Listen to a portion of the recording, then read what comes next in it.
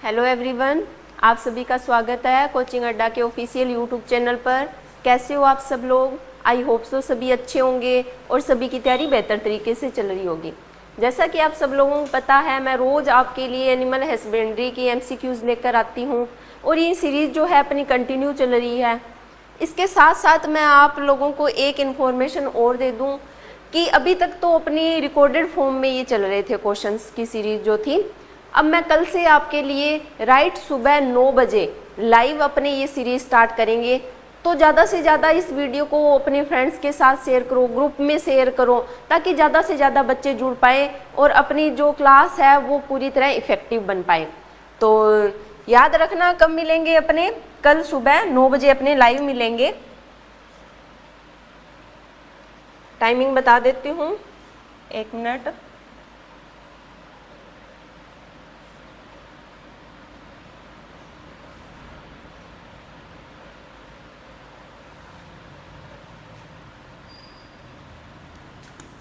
सुबह 9 बजे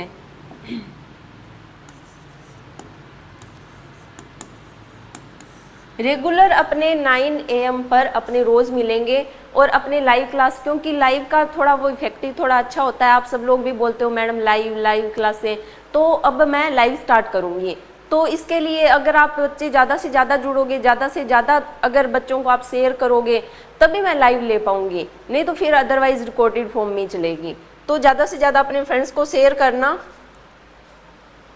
और उसके अलावा मैं आपको बता देती हूँ कि हमारे संस्थान पर जेट और CUT के न्यू बैचेस जो हैं वो प्रारंभ हो चुके हैं। जो बच्चे जेट और CUT की तैयारी कर रहे हैं या मतलब अदर जो फाउंडेशन कोर्स कर रहे हैं, उन्हें एक स्पेशल ऑफर दिया जा रहा है कि वो कृषि पर्यवेक्षक की भी तैयारी उन्हें साथ साथ होती रहेगी। जैसे कई बच्चे हैं उन्होंने 12th कर ली है, बट वो CUT का मतलब 1 साल तक तैयारी कर रहे हैं या जेट की 1 साल तक तैयारी कर रहे हैं, तो उन्हें बेनिफिट है कि उन्हें साथ के साथ किसकी कृषि पर्यवेक्षक की भी तैयारी करने को मिल जाएगी और वो इसका भी एग्ज़ाम दे सकते हैं।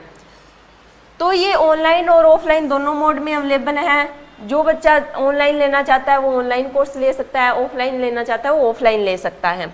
इसके अलावा एग्रोनॉमी, हॉर्टिकल्चर और एनिमल हस्बेंड्री की जो बुक्स हैं वो रिलीज़ कर दी गई हैं और ये जो है बिल्कुल मात्र कम से कम प्राइस रखा गया है इसका 499 रुपीज़। इन बुक्स को आप घर बैठे भी ऑर्डर कर सकते हो। इसके अलावा अगर कोई बच्चा है जो यहाँ पर हनुमानगढ़ से है तो वो यहाँ से जो कोचिंग संस्थान पर विजिट कर भी बुक्स ले सकता है। तो ये है आपके लिए कुछ ऑफर। अब अपने स्टार्ट करते हैं अपनी क्लास को।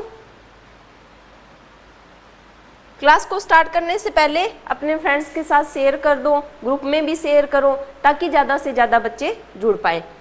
तो अपना फर्स्ट जो क्वेश्चन है, इसके अलावा मैं आपको एक चीज़ इससे पहले और बताना चाहती हूँ। जो आज के अपने जो क्वेश्चन है, जो लास्ट अपना कृषि पर्यवेक्षक एग्रीकल्चर सुपरवाइजर का जो एग्ज़ाम हुआ था, सुपरवाइजर का जो एग्ज़ाम हुआ था उससे रिलेटेड क्वेश्चन है आज।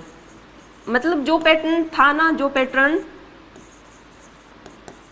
मतलब लास्ट सुपरवाइजर में जो पैटर्न देखा गया था उसी पैटर्न पर आधारित आज के क्वेश्चन है। तो आप सबको आज काफ़ी मज़ा आने वाला है। तो अपने स्टार्ट करते हैं फर्स्ट क्वेश्चन के साथ और सभी बच्चे पार्टिसिपेट करेंगे, सभी बताएंगे कि कौन सा ऑप्शन राइट होगा। अगर इनमें से कोई भी क्वेश्चन आपका गलत होता है तो आप एक नोटबुक ले लो और उसके अंदर अपना नोट करते रहो, ताकि जब एग्ज़ाम होगा तो आपको सिर्फ ये कंटेंट पढ़ना पड़ेगा, बाकी अदर कंटेंट जो आपको याद है वो नहीं पढ़ना पड़ेगा। तो पहला अपना क्वेश्चन है, निम्न में से सही कथन है। निम्न में से सही कथन है मतलब इसके बारे में बताना है इसमें से कौन सा कथन सही है। जो अंक तालिका विधि है, क्या वो वैज्ञानिक विधि है? वंशावली विधि है? छोटे पशुओं के चयन की विधि है?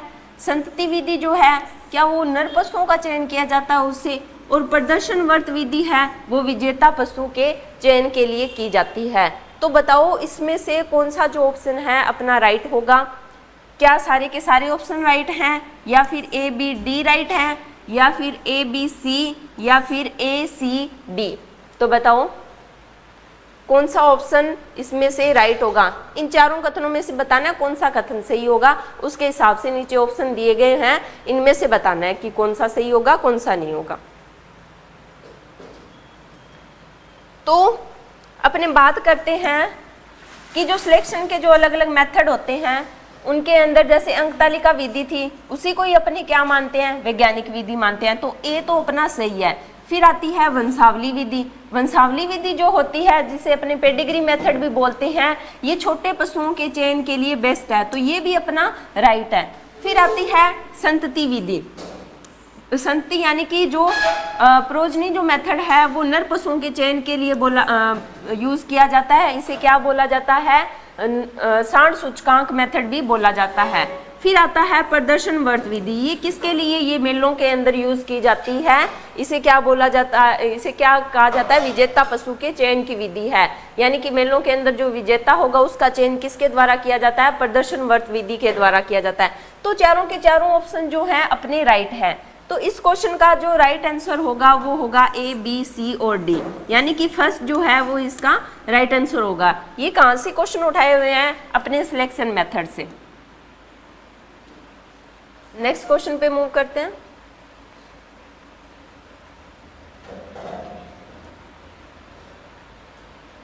नेक्स्ट है एक साइड में तो क्या दिया हुआ है, अमाशय के भाग दिए हुए हैं और उसके बाद क्या दिया हुआ है, कार्य दिया हुआ है। यानी कि जो अपना स्टमक जो है उसके अलग अलग अपार्टमेंट है, उनका क्या क्या कार्य होता है।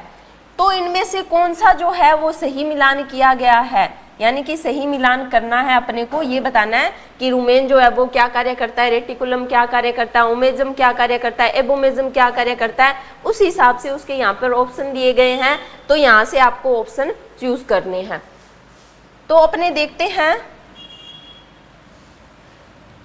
जो रुमेन होता है क्या वो भंडारण का कार्य करता है, रेटिकुलम क्या अतिरिक्त भंडारण का कार्य करता है, ओमेजम जो है अतिरिक्त पानी को निकालता है, एबोमेजम जो है भोजन का पाचन करता है। तो इनको आपस में मिलान करना है, उसी हिसाब से नीचे ऑप्शन दिए गए हैं। तो आप बताओ मुझे इस क्वेश्चन का राइट आंसर क्या होगा। तो अपना रुमेन जो है वो क्या करता है, भंडारण का कार्य करता है। ये तो बिल्कुल फर्स्ट ए का क्या होगा, फर्स्ट होगा। रुमेन क्या करता है, स्टोरेज का काम करता है। पहले पशु जो खाना खाता है उसको स्टोर करने का काम कौन करता है, रुमेन करता है। फिर आता है रेटिकुलम। रेटिकुलम क्या होता है, हनीकॉम लाइक स्ट्रक्चर होती है। ये क्या करती है, जो अतिरिक्त जो पदार्थ जो होते हैं उनको क्या करता है, भंडारित करता है या उनको अलग करता है, तो अतिरिक्त स्टोरेज का काम करता है। फिर आता है ओमेजम। ओमेजम जो होता है वो क्या करता है, जो खाने के अंदर पानी वगैरह है उसका क्या करेगा, अवशोषण करेगा। तो अतिरिक्त पानी का जो बाहर निकालता है वो क्या कार्य करता है, ओमेजम करता है। एबोमेजम क्या होता है, जिसे अपने ट्रू स्टमक बोलते हैं। ये क्या करता है, ट्रू स्टमक इसलिए बोला जाता है क्योंकि ये भोजन का पाचन करता है। तो ए के लिए फर्स्ट, बी का सेकंड, सी का थर्ड और डी का फोर्थ। तो इसका जो राइट ऑप्शन है वो क्या होगा, फर्स्ट होगा। इसका राइट ऑप्शन क्या होगा, फर्स्ट इसका राइट ऑप्शन है। तो बताओ कितने बच्चों का सही है ये वाला। नेक्स्ट क्वेश्चन पे मूव करते हैं।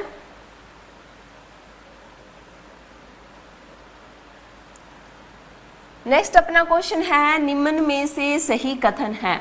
यानी कि एक साइड में तो क्या दी हुई है, कुछ टर्म दी गई है और उसके लिए उनका उपयुक्त समय क्या है वो बताना है। जो सींगरोधन है वो कब करते हैं, डीबिकिंग कब करते हैं, टेटूइंग कब करते हैं, केपोनाइजेशन कब करते हैं और बदियाकरण कब किया जाता है। तो इनको भी मिलान करना है आपस में, उस हिसाब से बताओ। नीचे ऑप्शन दिए गए हैं कि कौन सा ऑप्शन जो है वो राइट होगा। कब सींगरोधन करते हैं, कब डीबिकिंग करते हैं, कब केपोनाइजेशन करते हैं और कब बदियाकरण किया जाता है। इसमें अपने जो एलिमिनेट मेथड है वो भी यूज कर सकते हैं। अगर इनमें से जैसे एक दो, ये क्वेश्चन करने का तरीका क्या होता है, अगर कई बार क्या होता है, जैसे लास्ट सुपरवाइजर के एग्जाम में भी कैसे क्वेश्चन आए थे, अगर अपने को 2 या 3, अगर 5 दिए हुए हैं उनमें से अगर 2-3 भी अपने को पता है तो उनको अपने लगा के और नीचे ऑप्शन में जाके अपने राइट आंसर दे सकते थे। तो उसी हिसाब से अपने सब क्वेश्चन तो अपने देखते हैं कि इनको कैसे कैसे मिलान करना है। तो सबसे पहले अपने देखते हैं कि पशु का जो बदियाकरण होता है वो कब किया जाता है। तो पशु का जो बदियाकरण होता है वो 1 वर्ष की उम्र में किया जाता है। कब किया जाता है, 1 वर्ष की उम्र में किया जाता है।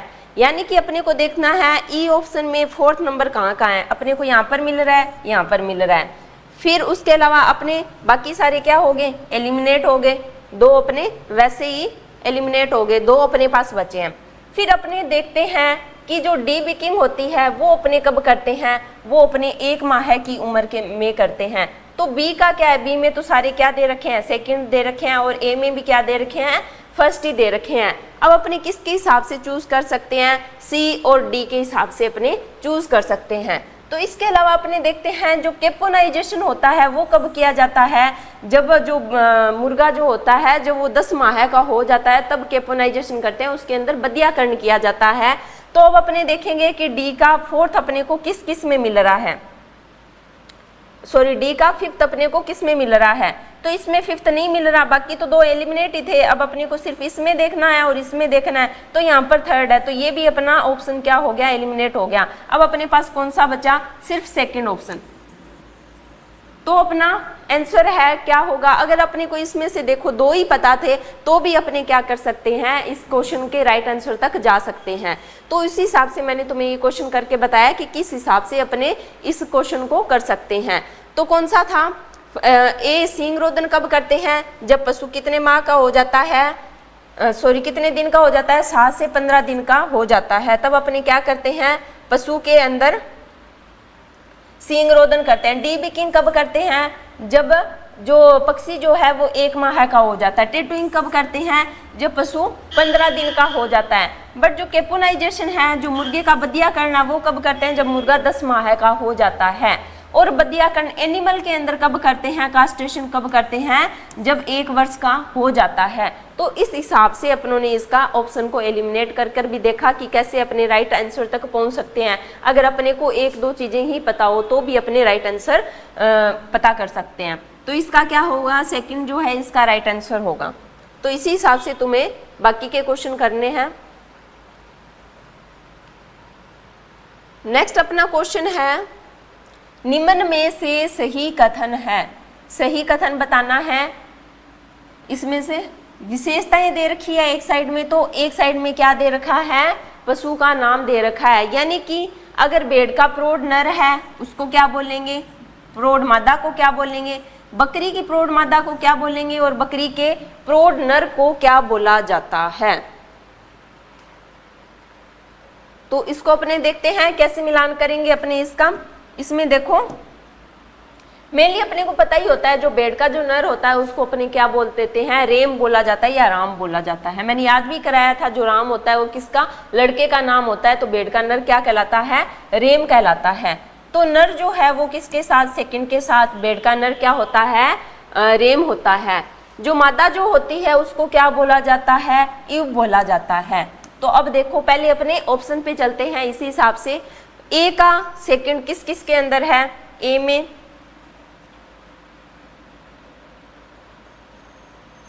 यहाँ पर ऑप्शन लगा लेना, ए बी सी और डी। तो ए का 2nd किसके अंदर है, ए में 2nd किस में आ रहा है, 3 में आ रहा है। फिर उसके बाद देखना है अपने बी का 1st किसके अंदर आ रहा है, बी का 1st इन दोनों के अंदर आ रहा है। तो अब अपने को सिर्फ ये 2 ही ऑप्शन देखने हैं, ये क्या हो गए, एलिमिनेट हो गए। इन दोनों में से देखना है कि कौन सा अपना राइट होगा। फिर अपने देखते हैं एक ऑप्शन और देखते हैं कि जो मादा होती है उसको क्या बोला जाता है और जो नर जो होता है उसको क्या बोला जाता है। जो बकरी की प्रौढ़ मादा होती है उसको तो क्या बोला जाता है, डोई बोला जाता है, और नर को क्या बोला जाता है, बक बोला जाता है। तो डी का क्या होगा, 4th, डी का 4th, और सॉरी डी का आएगा 3rd, और सी का क्या आएगा, 4th आएगा। तो अपना कौन सा जो फर्स्ट ऑप्शन है वो अपना राइट होगा, जो अपना फर्स्ट जो ऑप्शन है वो राइट माना जाएगा। यानी कि इस हिसाब से अपने को मिलान करना है। कई बार तो ऑप्शन अपने को इस हिसाब से दिए होते हैं कि अपने 2 का ही अपने को पता है तो भी अपने एलिमिनेट कर सकते हैं। अब इसमें अपने को कितनों की जरूरत पड़ी, 3 की जरूरत पड़ी है। अगर एक आधा नाम भी पता हो तो भी इन क्वेश्चनों में चल जाता है। तो जो प्रौढ़ जो नर होता है उसको रेम बोला जाता है, मादा को इव बोला जाता है, प्रौढ़ जो मादा होती है उसको डोई बोला जाता है, और बकरी का जो प्रौढ़ नर होता है उसको क्या बोला जाता है, बक बोला जाता है। तो इस हिसाब से इसका राइट ऑप्शन क्या होगा, फर्स्ट होगा। नेक्स्ट क्वेश्चन पे मूव करते हैं।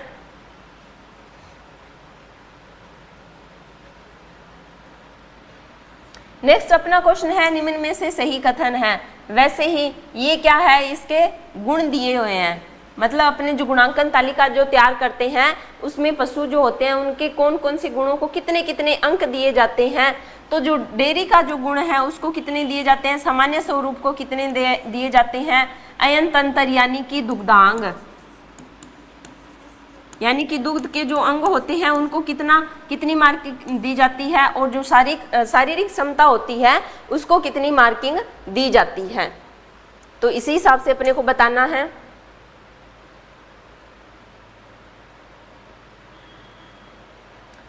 तो देखते हैं अपने, एक मिनट। तो जो डेयरी के जो गुण होते हैं उनको कितने अंक दिए जाते हैं, 20 दिए जाते हैं। अब अपने देखते हैं, अच्छा इनमें क्या है, मिलान नहीं करना है, सिर्फ अपने को ये बताना है कि कौन सा कथन इसमें से सही है। तो डेयरी का जो गुण होता है उसको 30 अंक नहीं दिए जाते, उसको कितने दिए जाते हैं, 20 दिए जाते हैं। और जो सामान्य स्वरूप होता है उसको 20 नहीं दिए जाते, उसको 30 दिए जाते हैं। तो ये दोनों ऑप्शन तो क्या हो गए, अपने गलत हो गए। फिर अपने बात करते हैं जो दुग्धांग जो होते हैं उनको कितना अंक दिया जाता है, उनको 30, उनको कितना अंक दिया जाता है, 30 दिया जाता है।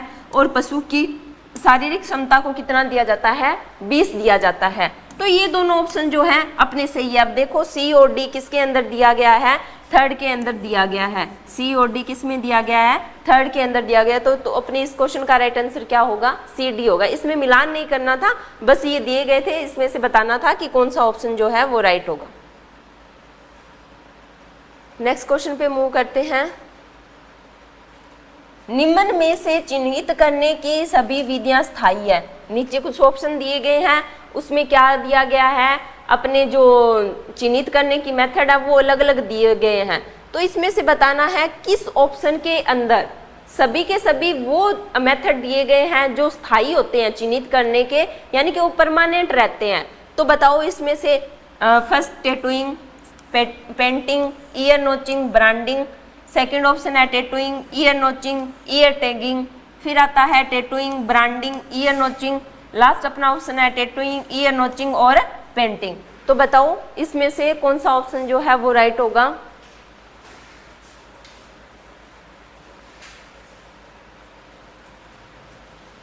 तो इस क्वेश्चन के अंदर क्या है कि अपने को बताना है, अगर अपने को मेथड पता है, जैसा मैंने तुम्हें लास्ट क्लासों में कराया था। पहले मैंने क्या लेके चली थी, मैं बेसिक लेके चली थी, बट कुछ बच्चे बोल रहे थे कि मैडम ऐसे क्वेश्चन तो आते ही नहीं, बेसिक से ही क्या आते हैं, बड़े क्वेश्चन बन के आते हैं। अगर तुम्हारा बेसिक क्लियर होगा तो तुम्हें ये क्वेश्चन अच्छे से समझ में आएंगे। तो इसलिए जो पुरानी वीडियो है उनको जाकर अच्छे से देखो। इसके अलावा एक चीज और है, कल जो मैंने पहले क्वेश्चन बताया था ना, उसके अंदर मैंने फर्स्ट ऑप्शन, पहला जो क्वेश्चन था उसके अंदर मैंने फर्स्ट राइट करवा दिया था।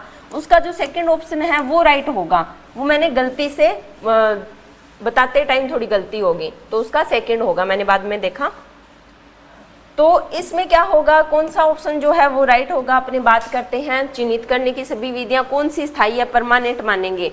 फर्स्ट के अंदर देखते हैं टैटूइंग स्थायी होती है, पेंटिंग क्या होती है, अस्थायी होती है, तो ये एलिमिनेट हो गया। सेकंड में चलते हैं, टैटूइंग स्थायी है, फिर ईयर नोचिंग स्थायी है, और ईयर टैगिंग जो है वो परमानेंट नहीं है, क्योंकि टैग वगैरह जो होते हैं वो नीचे गिर जाते हैं, तो ये भी अपना क्या हो गया, एलिमिनेट हो गया।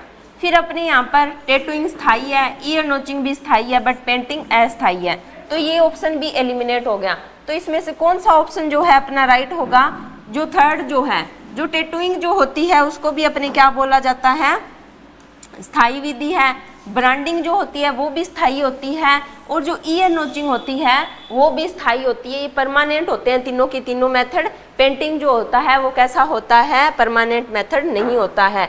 तो इस क्वेश्चन का राइट आंसर क्या होगा, थर्ड होगा।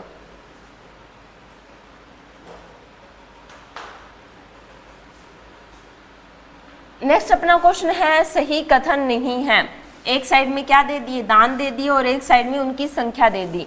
क्या कर्तन दांत 8 होते हैं, क्या कील दांत 4 होते हैं, चवर्णक दांत 12 होते हैं, या अगर चवर्णक दांत 8 होते हैं।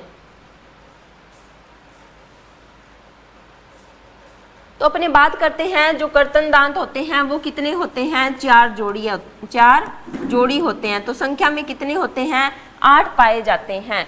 फिर अपने बात करते हैं चवर्णक कितने होते हैं, जो चवर्णक जो दांत होते हैं वो भी कितने होते हैं, 12 होते हैं, 6 जोड़ी पाए जाते हैं। अगर चवर्णक जो होते हैं वो कितने होते हैं, अगर चवर्णक जो होते हैं वो भी संख्या में 12 होते हैं।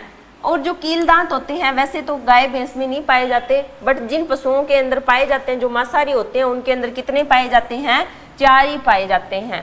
तो कुछ बच्चे क्या करेंगे, जैसे उन्होंने फर्स्ट देखा हाँ कर्तन तो 8 होते हैं, कील दांत तो पाए ही नहीं जाते, वो डायरेक्ट क्या कर देंगे, इसको राइट कर देंगे। बट ऐसा नहीं करना है, आगे के सारे ऑप्शन देखने होते हैं, ऐसे क्वेश्चनों के अंदर अपना गलत हो सकता है।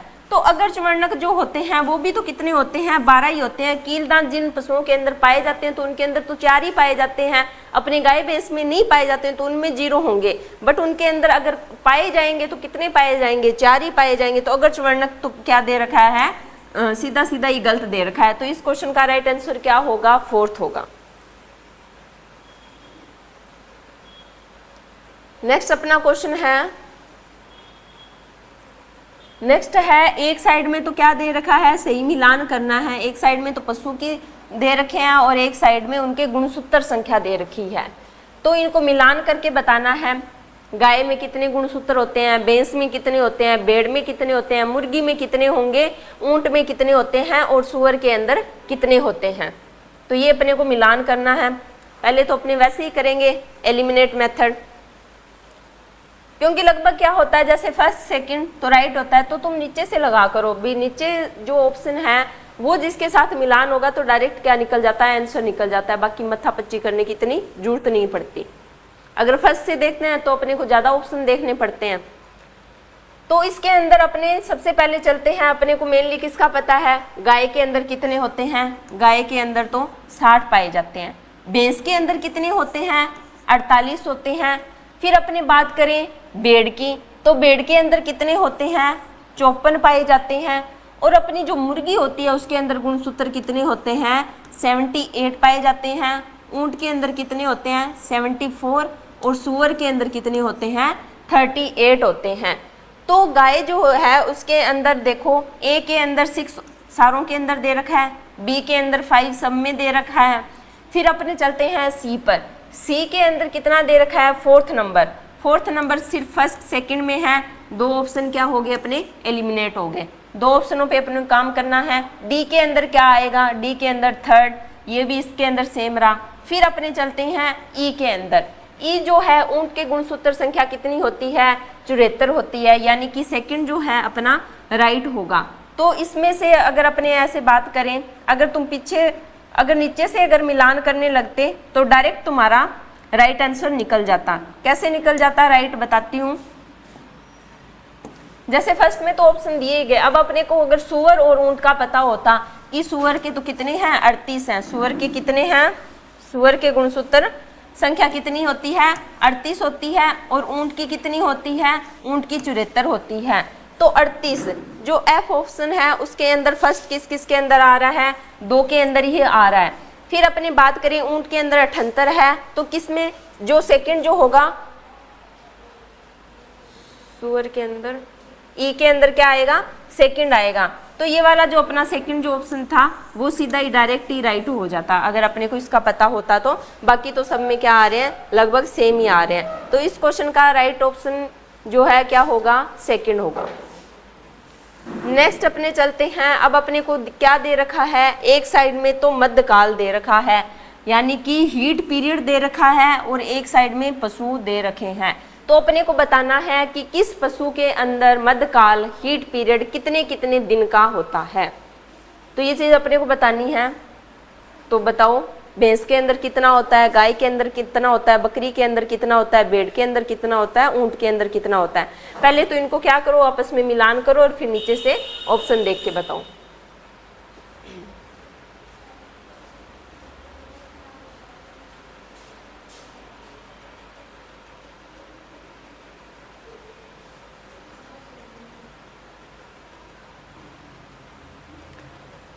तो चलो अपने बात करते हैं, जो अपनी गाय जो होती है उसके अंदर कितना होता है, उसके अंदर तो होता है 10 से 24 घंटे होता है। अब 3 से 5 दिन किसके अंदर होता है? ऊंट के अंदर होता है। पहले इन दो ऑप्शनों के हिसाब से अपने एलिमिनेट करते हैं। फर्स्ट के अंदर सेकंड किस किस में आ रहा है? फर्स्ट ऑप्शन अपना क्या हो गया? एलिमिनेट हो गया। सेकंड, थर्ड और फोर्थ बचा। फिर उसके बाद ई के अंदर 5 सब में ही आ रहा है, तो अभी भी अपने ऑप्शन जो है वो बच गए। अब अपने एक ऑप्शन को और देखते हैं, इसमें से जो भी तुम्हें पता हो। जैसे भेड़ जो होती है उसके अंदर कितना होता है? एक मिनट रुको, जो पहले अपने भैंस का देख लेते हैं। भैंस के अंदर कितने होते हैं? 12 से 36 घंटे किसके अंदर होते हैं? भैंस के अंदर होते हैं। तो बी का फर्स्ट देखो किस किस में आ रहा है, तो बी का फर्स्ट सिर्फ एक के अंदर ही आ रहा है, तो अपना ये ऑप्शन जो है ये तो एलिमिनेट हो गए। सिर्फ कौन सा बचा? एक ही बचा। एक किसके अंदर आ रहा है? बी के अंदर आ रहा है। तो इस हिसाब से अपने क्वेश्चनों को क्या कर सकते हैं? राइट कर सकते हैं। तो सी 1 से 1.5 दिन किसका होता है? भेड़ का होता है। और 1 से 3 दिन किसका होता है? बकरी का होता है। तो इस हिसाब से अपना जो राइट आंसर है वो क्या होगा? सेकंड होगा।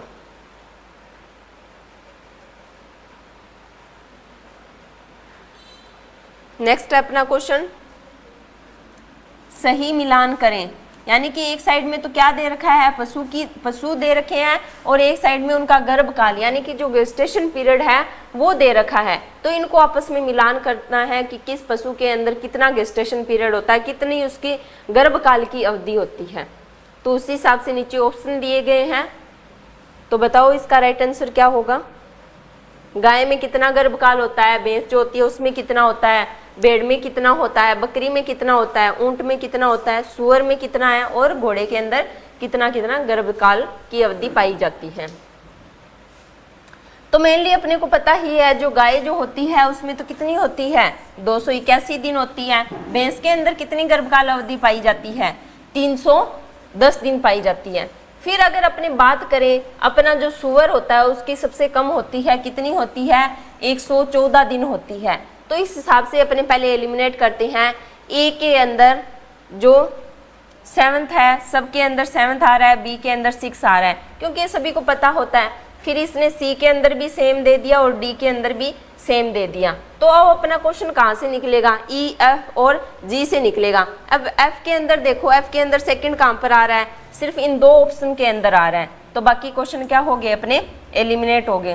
फर्स्ट और थर्ड एलिमिनेट हो गया। अब अपने को सेकंड और फोर्थ के अंदर देखना है।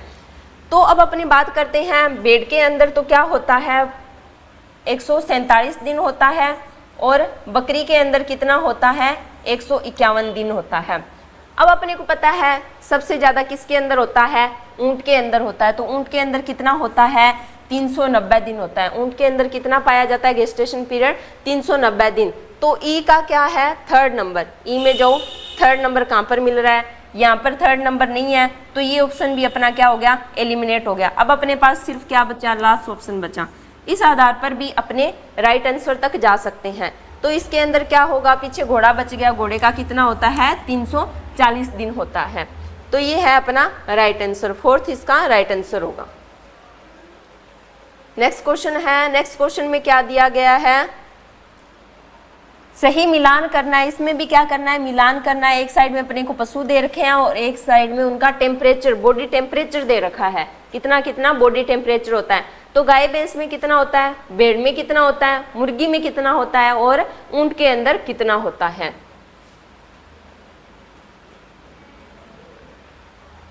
तो अब अपने देखते हैं, जो अपना ऊंट जो होता है, पहले अपने गाय भैंस की बात करते हैं। जो गाय भैंस जो होती है उनके अंदर तो कितना होता है? 101 डिग्री सेल्सियस होता है, यानी कि 38 डिग्री सेल्सियस, सॉरी 101 डिग्री तो फारेनहाइट होता है और 38 डिग्री सेल्सियस होता है। अब अपने देखते हैं ए के अंदर सेकंड किस किस में आ रहा है। तो फर्स्ट और सेकंड क्वेश्चन तो अपने ऑप्शन जो थे वो कट हो गए, सिर्फ सेकंड और थर्ड बचा है। फर्स्ट और लास्ट कट हो गए और सेकंड और थर्ड बचा है। अब अपनी बात करते हैं एक और एनिमल का, अपने देख लेते हैं। अपनी जो भेड़ बकरी जो होती है उनके अंदर कितना होता है? 103 डिग्री फारेनहाइट यानी कि 39 डिग्री सेल्सियस होता है। तो भेड़ और बकरी के अंदर यानी कि बी के अंदर फर्स्ट ऑप्शन किसके अंदर आ रहा है? दोनों के अंदर ही फर्स्ट ऑप्शन आ रहा है। तो अब अपने को आगे और देखने की जरूरत है। फिर अपनी जो मुर्गी जो होती है जो मुर्गी जो होती है उसके अंदर बॉडी टेम्परेचर क्या होता है, ज़्यादा होता है। तो कितना होता है, 106 डिग्री सेल्सियस होता है। तो सी के अंदर देखो थर्ड किसके अंदर आ रहा है, इसके अंदर थर्ड आ रहा है, इसके अंदर फोर्थ आ रहा है, तो थर्ड ऑप्शन भी अपना एलिमिनेट हो गया। तो अपना राइट आंसर क्या होगा, सेकेंड होगा। क्या होगा, सेकेंड होगा। और ऊंट के अंदर तो कितना होता है, कम ही होता है, 99 डिग्री सेल्सियस उसके अंदर बॉडी टेम्परेचर पाया जाता, 99 डिग्री फ़ारेनहाइट पाया जाता है। तो इस क्वेश्चन का जो राइट आंसर था वो क्या था, 106 कौन सा बताया था मैंने, सेकंड, थर्ड। सेकंड जो ऑप्शन है इसका राइट है। फिर नेक्स्ट क्वेश्चन है, एक साइड में क्या दे रखा है, इसमें भी क्या करना है, मिलान करना है। एक साइड में पशु दे रखे हैं, एक साइड में क्या दे रखी है, श्वसन गति दे रखी है। ये श्वसन गति जो है प्रति मिनट है, क्या है, प्रति मिनट इसकी श्वसन गति है। तो बताना है गाय के अंदर कितनी श्वसन गति होती है, भैंस के अंदर कितनी होती है, भेड़ बकरी में कितनी है, ऊंट के अंदर कितनी है और मुर्गी के अंदर कितनी है।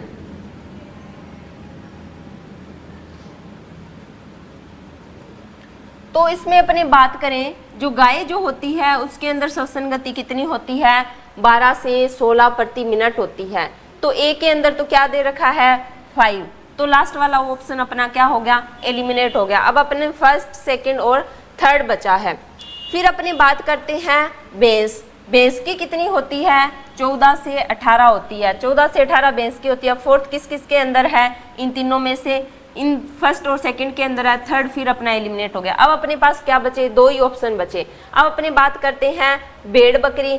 तो सी के अंदर तो क्या आएगा, थर्ड आएगा। दोनों के अंदर क्या दे रखा है, सेम दे रखा है, तो 12 से 20। फिर आती है ऊंट की बात। अब अगर अपने को ऊंट का पता है कि ऊंट के अंदर कितनी होती है, तो अपने राइट आंसर तक पहुंच सकते हैं। तो ऊंट की कितनी होती है, 5 से 7 प्रति मिनट होती है। और मुर्गी की कितनी होती है, 15 से 30 होती है। तो अपना जो फर्स्ट है वो क्या होगा, राइट आंसर होगा। फर्स्ट क्या होगा, राइट आंसर होगा। तो इस हिसाब से इन क्वेश्चनों को करना होता है।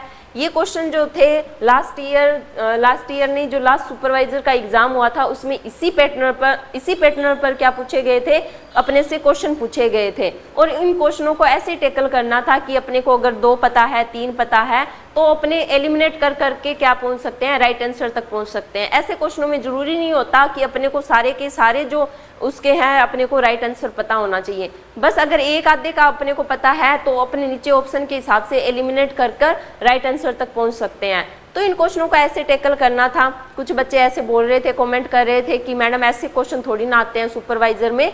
तो जिनका बेसिक क्लियर था, लास्ट जो क्लासेस थी मैंने उसमें बेसिक क्लियर करवाया था, जो बेसिक क्वेश्चन थे वो करवाए थे। उन्हीं बेसिक को मिलाकर क्या किया जाता है, थोड़ा पैटर्न है वो क्या कर दिया जाता है, हार्ड कर दिया जाता है। तो अपने ऐसे ही सुपरवाइजर में आया था, आज मैं आपके लिए वो क्वेश्चन भी लेकर आई। तो इस हिसाब से तुम्हारे ऐसे ही क्वेश्चन आते हैं सुपरवाइजर के अंदर। तो पहले अपना बेसिक क्लियर करो। लास्ट की जो वीडियो मैंने करवा दी उनके अंदर जो क्वेश्चन कराए हैं वहां से बेसिक अपनी क्लियर कर लो और फिर आगे की जो वीडियोज हैं वो देखो। तो इसके अलावा एक और इन्फॉर्मेशन भी जो देनी थी मैंने स्टार्टिंग में दी थी, जो बच्चे अब लास्ट में जुड़े हैं तो उनके लिए है कि अपने नेक्स्ट क्लास से अपने क्या करेंगे, लाइव। कुछ बच्चे बोल रहे हैं कि मैडम लाइव क्लास लो, लाइव क्लास लो। तो अपने क्या करेंगे, लाइव स्टार्ट करेंगे। उसमें तुम्हें क्या फ़ायदा होगा कि तुम साथ के साथ आंसर दे पाओगे। तो वो एक ऐसे मतलब बढ़िया क्लास बन जाती है। तो अपने स्टार्ट करेंगे नेक्स्ट क्लास में। तो चलो आज के लिए इतना ही, मिलते हैं नेक्स्ट क्लास में।